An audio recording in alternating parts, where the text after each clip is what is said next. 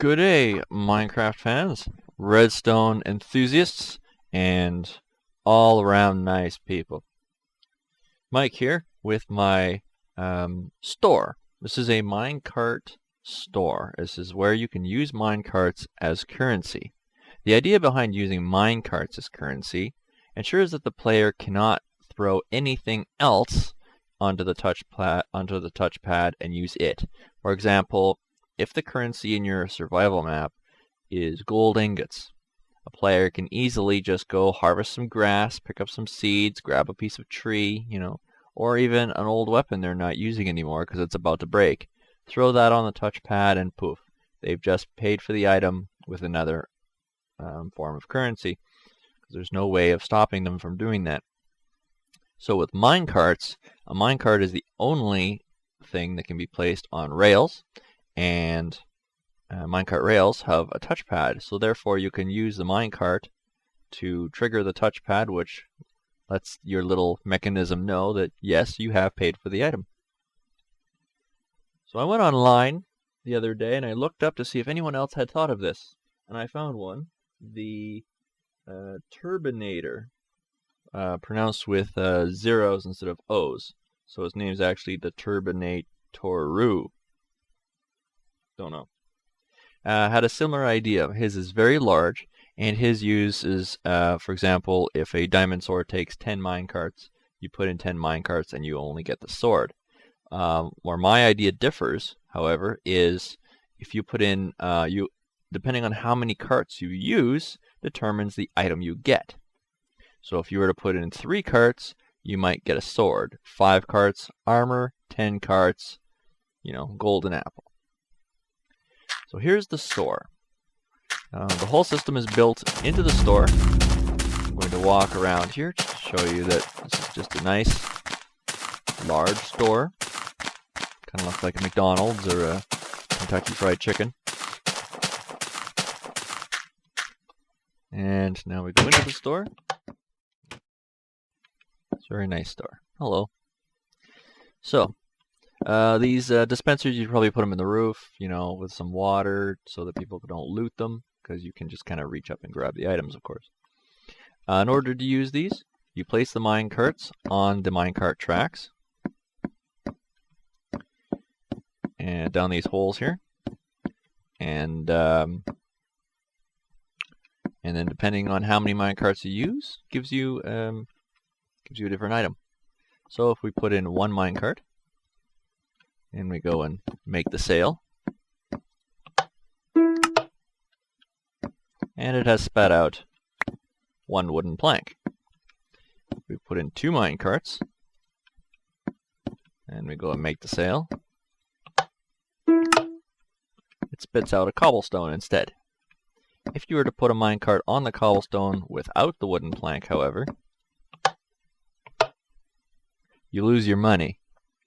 On his system, on the Turbinator system, it has a minecart return where it'll circle around and spit it back out. You can do that in here, or you can have it say go to a bank, which would be waiting for you, or maybe you just lose it and that's tough for you. So now I'm going to buy some diamond.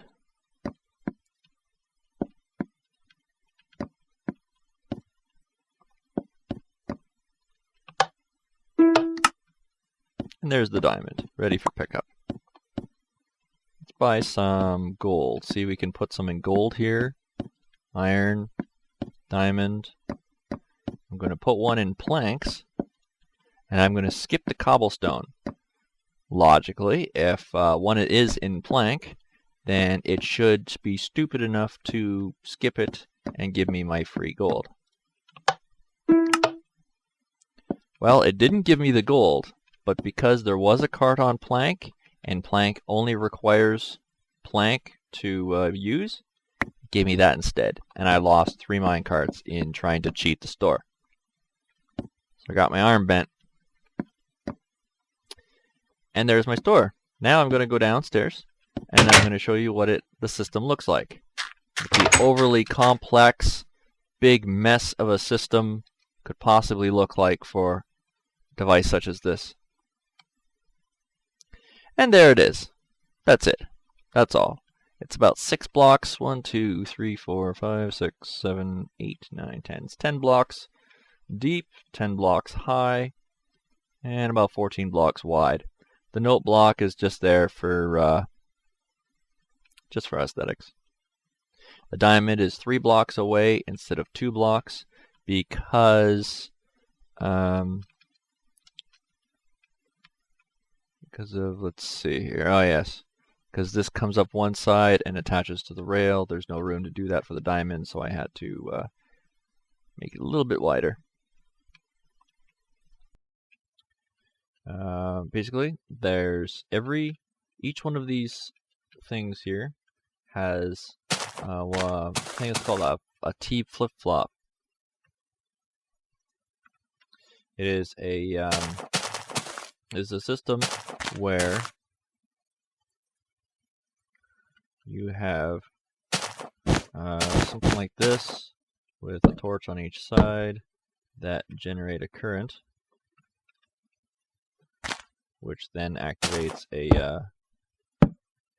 another torch, which then activates a box. See, and in order to use that box, you have to disable both torches. So as you can see, you flip one switch here, and this other torch is still generating the light. So then you have to flip that torch, and then it goes on. And that is how the system works. The first button it presses is the minecart passing over the switch, and that disables one torch. But then it's still being powered by this other torch, which is deactivated by you pressing the button. There it is. And it's basically a copy of that mechanism 5 times. Then there has to be a mechanism in place to ensure that you can't activate, say, the cobblestone without also deactivating this. So while the so you can see the button here will always have this torch on. So even if a minecart passes over that button, this line is still being powered by the wooden planks torch, which is still on right here. And so the wooden planks is not going to activate. And then this is not going to activate because the line here, like I said, the line goes all the way down to the end. This torch will never turn on because it's always receiving power from the planks. So in order to disable that,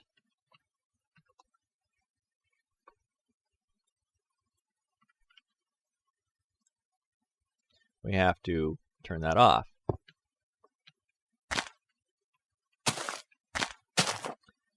And now when we push the button,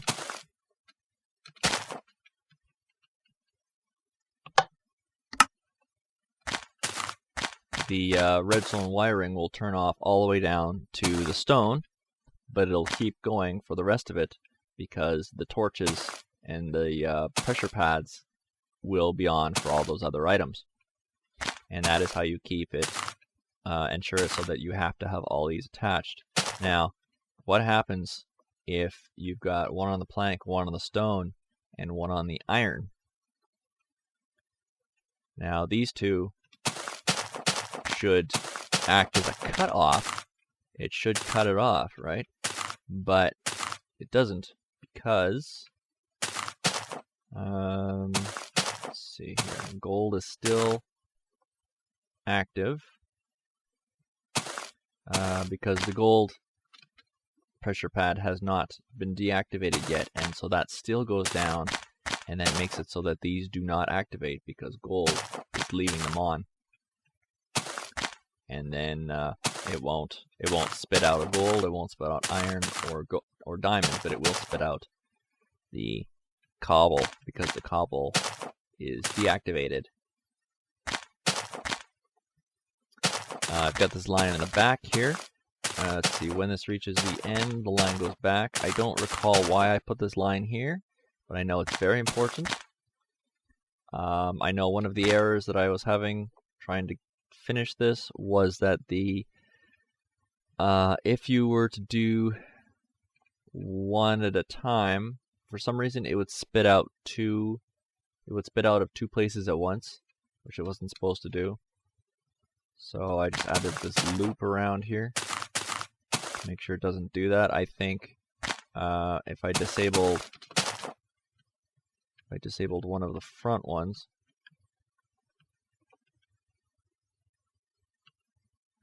then without this line here, it would still,